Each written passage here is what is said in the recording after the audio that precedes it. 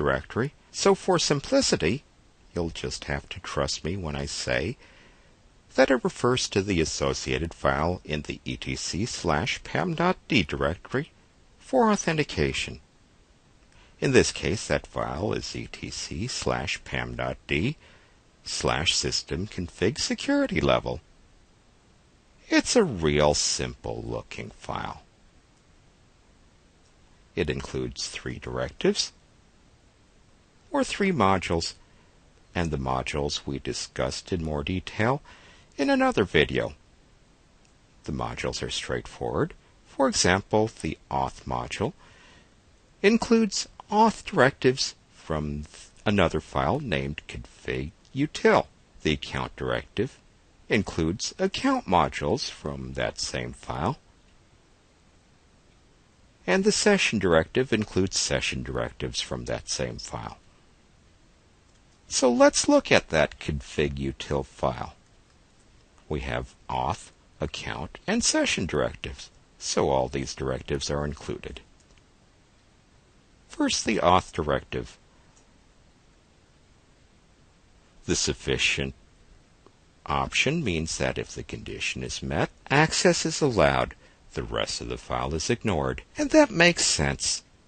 The pam root ok.so directive means that if it's the root user who ran the system config security level command, access is automatically allowed, and that's what you want for the root user.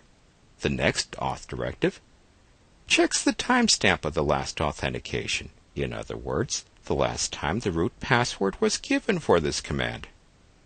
As I suggested in another video, as long as it's within 5 minutes, the sufficient directive means that access is allowed and the rest of the file is ignored. The third auth directive is another include directive. In other words, we have to look at the auth directives from the system auth file. Okay, let's take a look at these directives. There are 4 directives in that system auth file.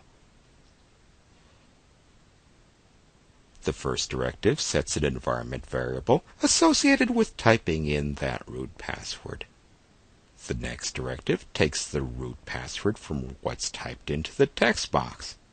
The following directive checks to see if it's a regular user with a user ID of greater than or equal to 500. Yeah, that's a greater than sign, but what it really means is greater than or equal to. Any user with lower user IDs is generally a system user. And if a system user is trying to get into an administrative account, that's characteristic of an attempt to crack your system. And the last auth directive in system auth means if none of the other conditions are met, access is considered to have failed and failure is returned, and the user who tried to get to system config security level is denied access. Okay, now back to the config-util file.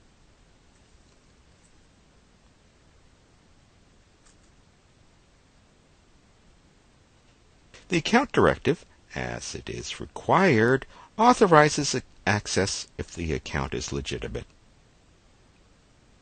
The first session directive, as it is required, sets up a session for logging and password purposes. The next 2 directives are optional, so they don't determine success or failure of access, but they do set up a timestamp as well as GUI authentication. The timestamp means the user doesn't have to enter the root password if he runs that system config security level command again in the next 5 minutes. That's the analysis of one PAM configuration file.